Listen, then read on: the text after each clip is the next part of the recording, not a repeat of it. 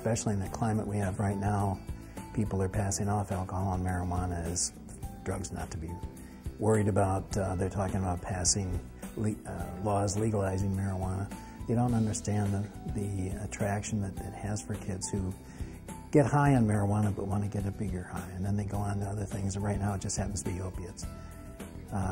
They start with the hydrocodones and work their way up to OxyContin, and then because of its availability and its cheapness, they go on to heroin. They start using opiates and get used to them. As I said, they want to get a higher high, so they start using a different type of opiate. OxyContin seems to be the one taken orally. They're usually going for about $1 a milligram, so the 80 milligram OxyContin tablets are going for 80 bucks. The kids soon realize that a dime bag of heroin, which is $10, they can get 8 of those for a cost of a tablet, and they can shoot up.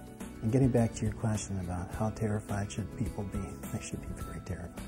Heroin is a very addicting substance. The opiates are very addictive, and they're very hard to get these kids off of and keep them off of it.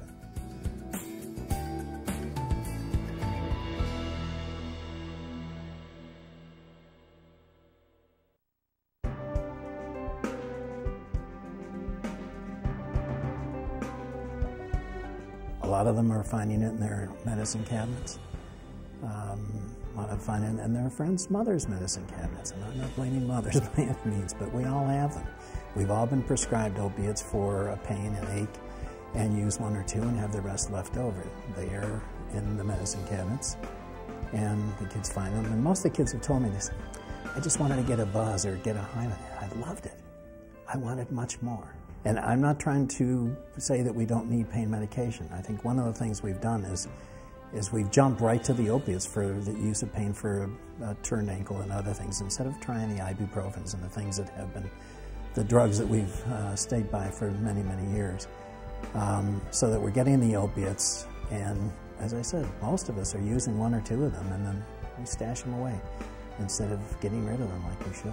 If you need them, you should keep them in a locked, safe container and a locked box somewhere that you have the key to.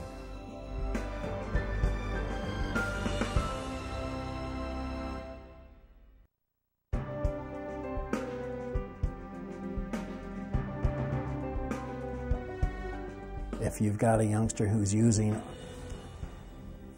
sometimes it's extremely hard to tell because they can function quite ably on opiates.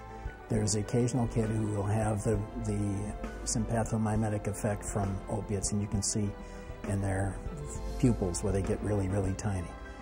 Likewise, when they go off opiates, their pupils get very, very large. Not true of all the kids, but that's certainly something to look for. Maintain open conversation with your kids and talk about drugs. I think the thing to do is know who your kids' friends are. Invite them over to your house. Know who they are and what they're doing. Don't use drugs yourself. To go popping pills and tell your kids not to do it isn't going to cut it. And I think you just have to maintain that relationship, know what's going on, and look for some telltale signs. Look for kids who are changing their behavior, kids who are failing in school, that last year were doing very, very well, and now they're getting by, and they don't have a good reason for it. Those are things you've got to watch out for.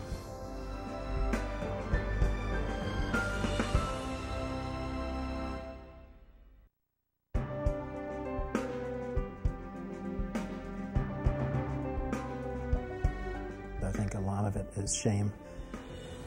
Fear that you're going to be ostracized in your social milieu. But my God, you've got to get help for your kids. And you can't let that stand in your way. And they need help. It's an illness, it's a disease, and they need to seek help like they would if they cut their finger or if they got any kind of a metabolic disorder, anything else that they have that you would take to your physician or get the best help available. You need to do that.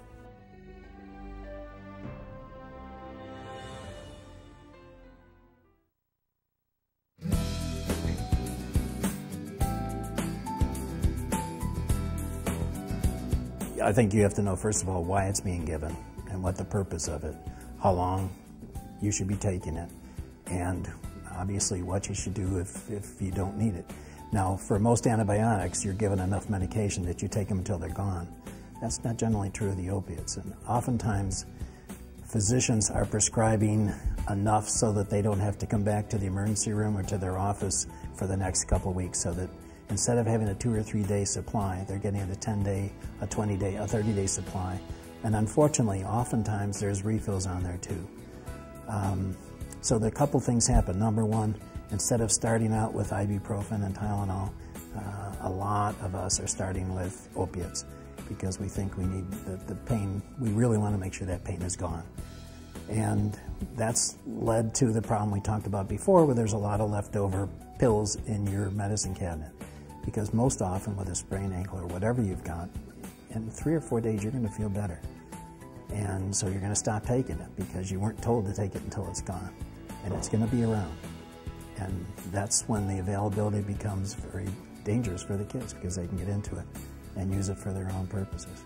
Addiction is a combination of your exposure and your environment and genetics. And it's about a 60-40, 40-60 split. So that those who have a genetic predisposition certainly have to be careful, but it doesn't mean because you don't have it that you won't get into trouble with addiction. Anyone who uses opiates, you've got a major problem, back surgery, whatever, and you need to use medication for a period of time, you can become dependent on that medication. And that's a physiologic phenomenon, so that it'll take you time to be weaned off of it. It doesn't mean you're addicted to it. And I think people have to know that sometimes they're terrified because of the fact that they need to use it for a while. So I'm saying opiates have their place, but they also have a great potential for abuse.